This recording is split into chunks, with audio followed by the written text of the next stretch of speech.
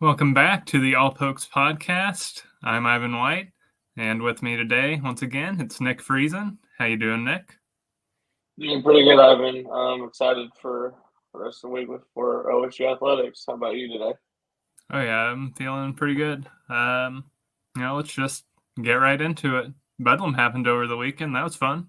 Yeah, that's right. That's right. Typical Uh, Bedlam. Typical Bedlam. yes, a scene of uproar and confusion, as the definition says. And OSU's 27-24 win over Oklahoma, I think, was just that. And, we'll just start right there. What was, kind of your big thing from the game? Like, what did you see in the game? So Ollie Gordon got what he wanted. It took plenty of carries, but he still got over 150 yards. And I think the OU defense just got tired and worn out as the game went on. And then obviously, with every Bedlam game known to mankind, there's always going to be criticism of the officiating or whatever, and we'll get into that later. But overall, I think the main takeaway for me is the defense in the second half and the way they played when OU had the lead, basically, and then five straight possessions. I think it was two fumbles, and then the other three were turnover rundowns. And that's one of the things that is so deadly is if you give OSU's offense good field position with this running game, it's over. They're either going to get a field goal or a touchdown on that next drive. And so I just think overall it was a great win for OSU, great win for the community of Stillwater, and just good overall last Bedlam. Yeah, definitely. And, we'll start just in the fourth quarter there. I felt that, you go into that fourth quarter, it had that feeling of like this is going to be a really close, really exciting finish. And, the way it started, it didn't feel like it was going to go that way because the very first play was Ollie Gordon throwing an interception. Yeah, that might have been that's certainly the weirdest play call I've ever seen since I've been up here. And I don't know if it's quote unquote the dumbest, but if they want to throw some trick plays out there, I think it would have been earlier. They would have done that, but it was certainly a surprise coming out of the break into the fourth quarter. Yeah, for sure. And one thing it reminded me of, I don't remember who it was who threw the pass, but in 2017 against TCU, OSU had a double pass that was, Rudolph threw it backwards to a wide receiver who was supposed to throw it downfield, and they got picked off, and that basically ended the game. Yeah. And so that Mm-hmm. kind of reminded me of that. Obviously, not quite as Yeah. deep into the end of the game, which, OSU ended up winning. So it didn't hurt them in the end, but Yeah. I mean, um, it was just odd all around. We talk about that weirdness in Bedlam. That was certainly weird. yes. You have Ollie Gordon with five straight rushing over 100 rushing yard games, and it's like, why are we? It's whatever. But as long as we got the win, it's fine. So Yeah, and let's just talk about why they got the win there in the fourth quarter. It was the defense. The defense stepped up big time. They didn't let OU get down the field and put the game away. They didn't ever let them, extend the lead and then retake the lead. That never happened. And um, you know, OU had some errors on their own end with the fumbles and everything, but um, especially that first drive after the interception, OU got right down into OSU territory, and then they had to settle for a punt. yeah. Um, the last two Bedlams that have been here, it's been defense that's carried the way. In 2021, they pitched a shutout in the second half, which Mm-hmm. is remarkable in its own right. And yeah, like you said, the defense it'll bend. It'll certainly bend, but it doesn't break. It's never broke, I think, ever in Mike Gundy's career as a head coach. And the defense just once again stood up to the challenge and rose to the challenge against Oklahoma. Yeah, and that was one thing for me early in the season with this defense was that it felt like they were not really opportunistic enough. It felt like they would, they wouldn't necessarily break, but they would bend a little too much without ever, attacking back on their front. And they've done that. They've been getting turnovers the last few games, and that's really turned the season around. Um, And, the biggest play, I think, was just Ollie Gordon goes into the end zone, gives OSU the lead back. Then the very first play of OU's next possession, they have that fumble. And OSU can't get a touchdown on it, but the field goal puts them up 6, and then OU gets a field goal, and they never get another chance to score, really. Yeah, I like you said, when Gordon gets that touchdown and OU fumbles and OSU scores a touchdown right there, game's probably over. And so as long like you said, they got points, and then the defense saw the challenge in front of them, and they rose to it, like I've said. And that final drive, the defense, they gave up that big old dragging route to Drake Stoops, when we blitzed on them, and so I was thinking, okay, well, probably wasn't a good idea to blitz right there on first down and 10 with a guy like Stoops. But they bent, but they didn't break at the very end, and they came out with victory. So proud of them. Yeah, and I think one of the biggest things has been OSU's resiliency throughout the season. And, they showed it in this game maybe more than any other, is just the way they've been able to take punches recently. That didn't happen against South Alabama and Iowa State, obviously, but, you've seen the progression of, they're able to respond to this adversity finally, and it's getting them a win in Bedlam, and, who knows where that might lead.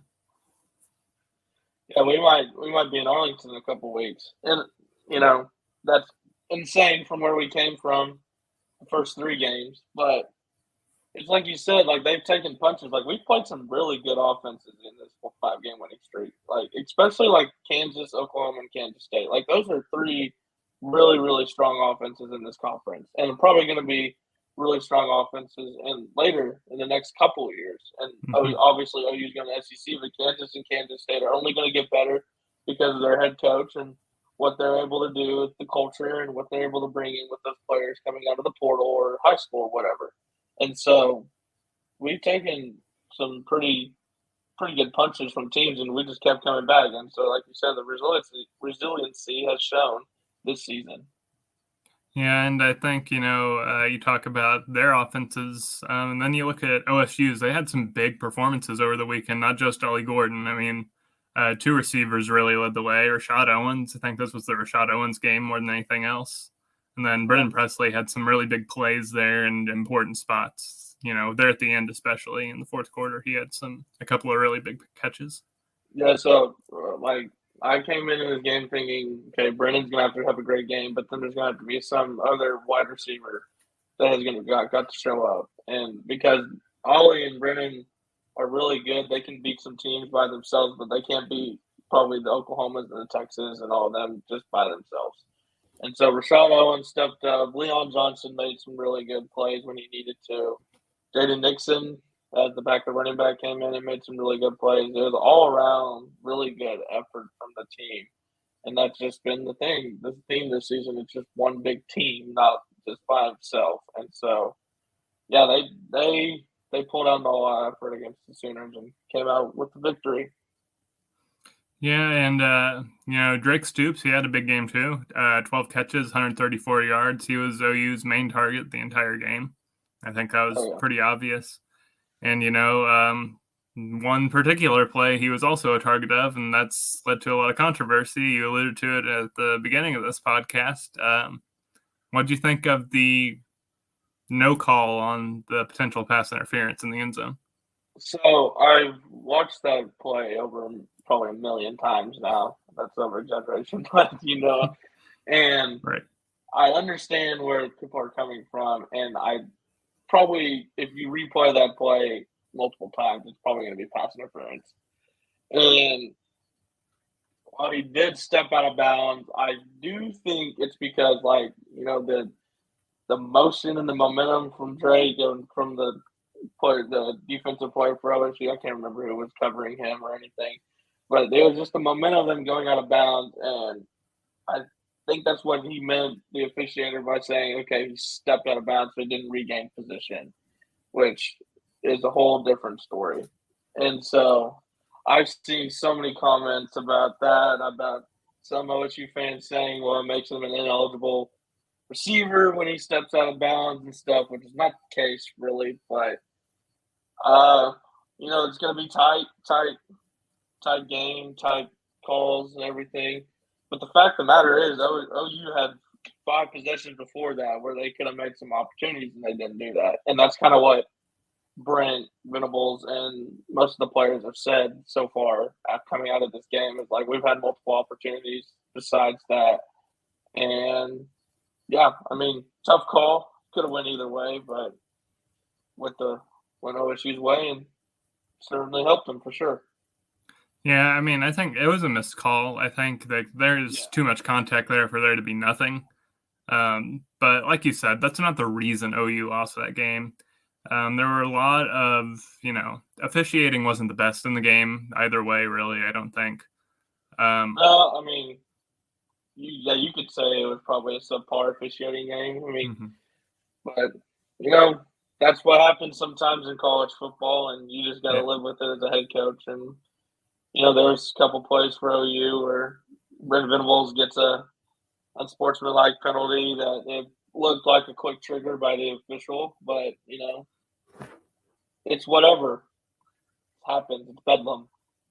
Yeah, and there were just so many different plays throughout the game that just went into putting OU where they were at that position that I don't like. That play did not cost them the game. No, it would have helped if they got a flag on that, absolutely. But you look at all the other times that they had opportunities to go down, they could have scored, and they didn't take advantage of the chance to really put OSU away, and they had plenty of opportunity to do that, and they just didn't.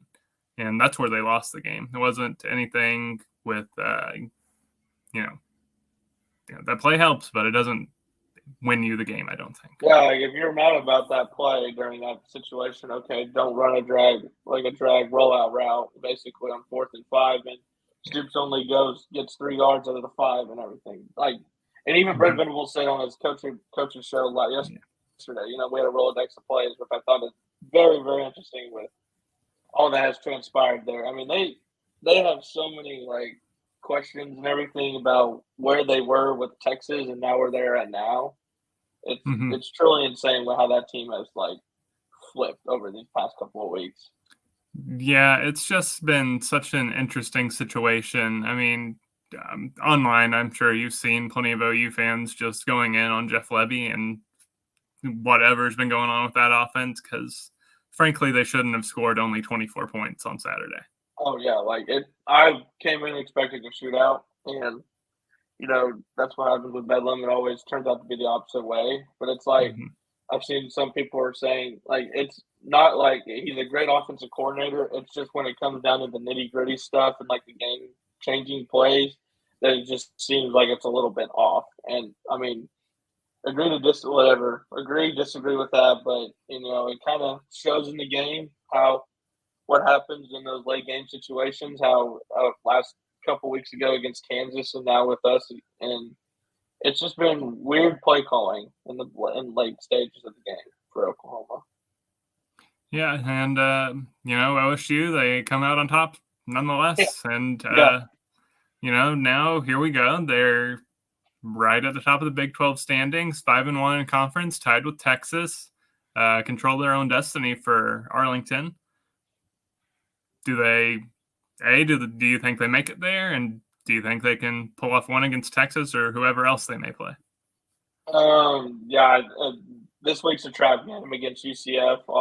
I think everyone would agree with that, just where they're playing at the time and everything. But if they get through that, Houston and BYU have shown so many inconsistencies and stuff like that. So if they can get through these 3 games, obviously they're going to make the Big 12 championship. And I think they can't get through these 3 games. They'll probably play Texas because I think Texas is just far more talented than any other team in the Big 12. And, it'll be a great game if they make it to the Big 12 championship. It'll be the first time they play each other this season, and it'll be the first time I think Texas has seen a true, really good running back. I mean, they've seen the Kansases and the Kansas States with the duo running backs and everything, but this will be the first time they see a true running back one in an offensive line that is increasingly getting better as the week goes by, and it'll be a great game. If Oklahoma State continues what they do on offense, I don't think anyone can stop them, and they can beat Texas. And Texas can come out there as a far more talented team and say, "Hey, we're better. We're just better than you," and just put it on them. So whatever happens, it'll be a great game for sure if they both make it to Arlington. Yeah, and I think there's no doubt that Commissioner Yormark is definitely OSU's biggest fan right now, because not only did OSU take out OU from the playoff contention this past weekend, they went out. They're gonna have a chance to take Texas out with them, and so Yeah. there's that opportunity there, and it's one of those things where with Texas, it just always seems like something happens with them. Something goes wrong in the last couple of weeks, and you just see one of these really poor performances, and then something with special teams always seems to go wrong with Texas, no matter what. There's something with Texas ends up being off at some point. It kind of was in Red River, and, they're scheduled the rest of the way in the regular season isn't that tough, so they should make it to Arlington 11-1, I think. But if OSU makes it there, it's going to be a very tough game for both teams, and whoever wins is going to have fought very hard to get that victory. Oh yeah, 100%. Especially Oklahoma State, because I think no one really gave them a chance after even Iowa State, and we can all agree that bye week was pretty devastating. Because we had so many questions about anything, and then now we'll look where we are at now, and to see that we are controlling our destiny, like you said, and playing against a CFP contender and in Texas and stuff. And I know they probably want to avenge their loss so they could possibly make it into the CFP like easily. And so, people will be like, "Oh, well, they played Oklahoma State. They won against Oklahoma State Arlington." I was like, "Well, Oklahoma State's a really good team now, and people have got to start realizing that they'll probably be in the top 15 of the CFP tonight when the rankings come out, and the defense is getting better. The offense is obviously getting really better. It's all just kind of meshing into like one big juggernaut heading into Arlington. So it'll be a really good game if both those teams meet up." Yeah, you brought up the CFP there. I think OSU's playoff hopes are pretty much next to non-existent. But in terms of a New Year's Six Bowl, they're very alive, even if they don't beat Texas. Where do you think OSU ends up going bowling at this year, if they don't win the Big 12 title? So I've seen the odds of like the Alamo Bowl with a bunch of people, which is obviously saying that Texas loses, I guess, the Big 12. I don't know what it's either Texas is not in it or something. I don't know how to predict that. But, they could obviously make a New Year's Six Bowl. Whether if they lose, I think, in the Big 12 championship, I don't think they will. But obviously, if they win, they will get one. And it'll either probably be the Fiesta Bowl or whatever, Sugar Bowl, one of those two. Sugar Bowl CFP. Sugar's playoff this year, I think. Yeah, so it'll probably be the Cotton Bowl, which is, New Year's Sixes are starting to not get as recognized, with the CFP and stuff. And, some of the players don't play and whatever, which is a whole different story and stuff. But, it's still big for your school and still big for your conference if you make a New Year's Six Bowl. And if New Year's Six means you're playing a Power Five team and a big one. So whoever they play in the bowl games, it'll probably be a big game nonetheless. But if it's a New Year's Six one, it'll be a really big game. Yeah, and just from where OSU started the season at 2-2, going into that bye week, and to have the chance to get to a New Year's Six Bowl and get that sort of national recognition towards the end of the season, I think is really impressive. And speaking of national recognition, Ollie Gordon, he's starting to creep his way right into the middle of Heisman conversations, among other awards that he might win. But the Heisman potential is very real at this point. It's there now. Like, he had a obviously the carries were a little high for the rushing yards to the carries total, but he's there, and there's no reason why he couldn't get 200 or 250 plus against one of these next three teams. Mhm. And if he does that, he'll at least be a top three finalist going to New York. Now, whether he Yeah, wins it or not will be something else because the national media will probably, if the Michigan stuff gets out of the way, it'll probably be J.J. McCarthy or Michael Penix from Washington. But who knows? I mean, this season's already been crazy enough, and it could get even crazier with Gordon going to the Heisman. yeah, I mean, running backs this is not an award for them, but Ollie Gordon's put his name in the conversation, and like you said, I don't think he ends up winning it. I think it'll go to a quarterback like it always does, but I think he does make it to New York and represents OSU in the Heisman ceremony at the very least. Yeah. It's like you said, even look at what Devontae Smith had to do that one year to even Mhm. get like enough votes to win it.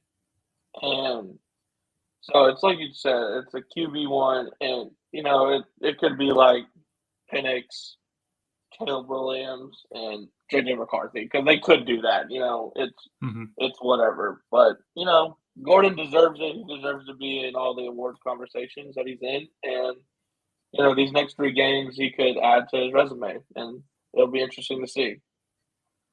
Right, and we'll switch gears now to OSU basketball season opening uh, games last night for the men and the women. One went much better than the other for OSU, to say the least. We'll start with the one that went bad. The Cowboys, they fall to Abilene Christian 64-59 on their home floor in the season opener. The game was ugly, and there was just it didn't feel like there was much difference from the last couple of years in terms of offense for this team. Yeah, I mean, 8 of 20 from the free throw line won't get it done, and that's what the biggest stat was for me. And 40% from the field, basically. I mean, you got to be better than that. Like obvious, like straightforward. And Bryce Thompson, he had a decent game, pretty good game, I would say. But then Mike Marsh had a decent game, and then it's just like a couple of points there from another person, a couple of points here from another person. It just seems like they try to get something going, and then mistakes just start happening. I feel like those mistakes just start piling on to the other mistakes, and they had 13 turnovers last night, which is about average. I mean, honestly, but yeah, I mean, they got another team, Sam Houston State, who's just as physical as Abilene Christian, and will probably a little bit better than Abilene Christian. So, they got to get the freshmen ready and get the whole team ready for the next game. Yeah, and I think you mentioned Bryce Thompson. Leading into the under 4 timeout is when he really started to lead OSU back into the game. Had a couple of jumpers, and then one just like a step inside the free throw line where he was just off balance. They got the game down to 4 points, I believe, and that's when Abilene Christian called timeout. Then immediately after the timeout, they run a perfect pick and pop, and they get a three, leads back up to 7. OSU never really recovers after that. And then you get to this final minute, which was just, it's one of the ugliest minutes of basketball I've seen in a very long time. Just turnover after missed free throw after just brick. And like OSU had their chances and they just did not convert at all. Their last chance, Connor Dow, who hit 3 threes, 3 of OSU's 5 threes in the game. He kind of had that little stretch, midway through the second half that gave OSU some rhythm. But he gets that shot at the end. It hits nothing but backboard, and ACU gets the rebound. They go hit some free throws. That's the game. And that was kind of the story for OSU. Just nothing on offense all night. I mean, if Connor Down hit those 3 threes, we could be sitting here and it's a blowout, like Mm-hmm. literally, which is really insane. I think it's what they say the first home opener loss since 1957. something like that. I think That it's the one first surprised me. Yeah. season home opening loss or whatever, which Hmm. is even more insane. But it's been like this the past like couple of years where it just seems like they find a way to win these games sometimes, but it's just really really ugly. Which I mean doesn't really matter as long as you win, but Hmm. the ugliness shows like sometimes even in the Yeah. first couple of weeks, and so they have these next couple of weeks to get better and stuff. They'll go off to New York and play in this tip-off thing and stuff, and they can get some work there and everything.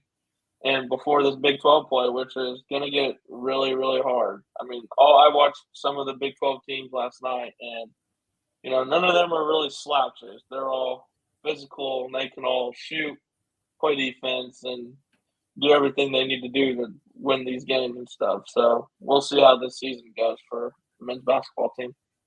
Yeah, I think, just looking at last night, like the offense, you have to have better execution because if you're putting up 59 points against Abilene Christian, what are you putting up when you play Kansas and Houston and Baylor? You're not putting yourself in position to win, that's for sure. But I do think one thing that, you know, gives you a little bit of optimism about OSU is this is kind of how they've played in recent years. And they've found ways to be competitive, right? Like they're going to give up 64 to Abilene Christian. They're probably giving up about 64 to Kansas as well. Like that's the sort of team they are. They're not going to be a scorer. They're not scoring against anyone really, but they're not giving up a lot of points. Yeah, And I that's mean what's their going to keep defense. them in games. Yeah, I mean their defense is going to carry them this season. Like, and that's how the team is culture is and everything, and it's defense first and everything. Um, but like you said, with the 64 for Abilene Christian, they'll probably go up 64 at Kansas. It's just some of these teams have upgraded, and like Kansas has Hunter Dickinson now from the Michigan transfer, and he looked really, really good last night.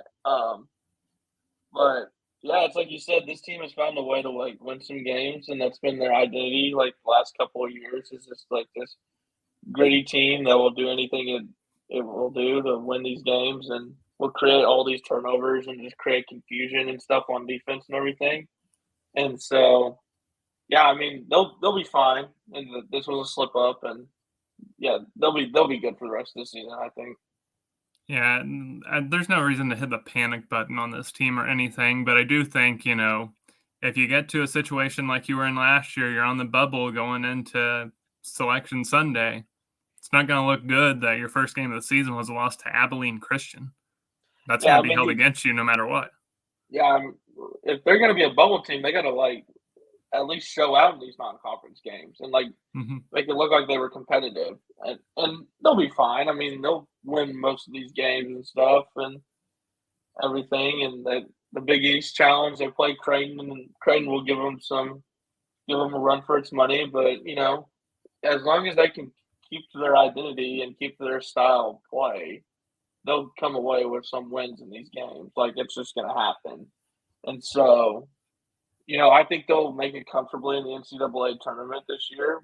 But if they keep having these sloppy games like this and just keep it close, and some of these teams like it when they keep these close games because anything can happen then at this point, then they're not going to make it, plain and simple. So, you know, last night sucked, but there's going to be optimism. There's a lot of hope for this team going on in the rest of the season. Yeah, definitely. And I mean, I touched on it with the missed free throws and everything in the final minutes. Bryce Thompson had 3 missed free throws himself in that final little stretch, and that was brutal. You Yeah. can't have that happen. Um, he has to be better in those situations, and I feel like he needs to find his mid range a little bit more because I felt like that's where he was able to get to his spots and get to scoring. And the team feels like there's just a little too much reliance on the 3-point shot, and this is not a good 3-point shooting team. None of Mike Boynton's teams have been good at 3-point shooting, really. No, no. And like, if they want to shoot, okay, it's not that big of a deal if you take the mid range shots from Thompson or John Michael Wright or when Javon Small gets back and everything. Mhm. It's not going to be that big of a deal because you're still scoring. Like the 3-pointer, like you said, has never been the brightest spot for OSU men's basketball, and it Mhm. probably won't be as long as Mike Boynton's there, honestly. But as long as they can create these set plays where they can get open jump shots and then just rely on their defense, they're gonna be fine. And I think that's what they know too, and that's what they're probably gonna practice until Sam Houston State. And you know, like I was, yeah, they'll be fine. Yeah, they'll be good. Mhm. Yep, and then we'll just finish up here. Not don't need to spend a lot of time on it. The women's team, they had a much better outing to say the least. They cruised Yeah, past SIU Edwardsville. They went 100 to 59. Lior Garzone, she hits 1,000 career points. hmm OSU just they look like a better team from the jump. I mean, they were up big after the first quarter, and it was never really a contest. yeah. I mean, last year was like a surprise by a lot of people by how well they played, and so I think JC Hoyt's like, okay, this is our prove it year with these Mhm. incoming transfers and stuff and everything, and just the talent. And she knows the identity that she wants is going to be set into their players, and those players are going to show that on the court. And so, yeah, I mean, it was a great win. They played not so good team, honestly, but it's a great start to the season for women's basketball. Yeah, and I mean, this team, they didn't shoot great from three last night, but that's a good 3 point shooting team generally. That's kind of their identity. They like to get out, shoot a lot of threes. They like to play really fast, hence, they scored 100 points. hmm So that's something you can expect from them night in, night out. They're going to play fast. Frankly, they're probably more fun to watch than the men's team offensively, without a doubt. I mean, that's not a question. Um, and you watch them play and it just feels like a lot of times they're a well-oiled machine on offense, but also sometimes they're just a little bit of controlled chaos, which is going to be really helpful again in conference play. Yeah, I mean, this is probably the most, I would say, one of the more competitive years in the Big 12 for women's basketball. Just because, Mhm. like, all the teams are like, there's like their top end teams and stuff like that. And then there's like these middle of the pack teams that can make some noise and create these upsets that are going to, like you said, like these chaos in the Big 12 and everything. And so, like, this team has gotten a lot better ever since she took over this program and stuff. Because frankly, like this program was, dare I say, non-existent when before she got here. Yeah, it was And stagnant for sure.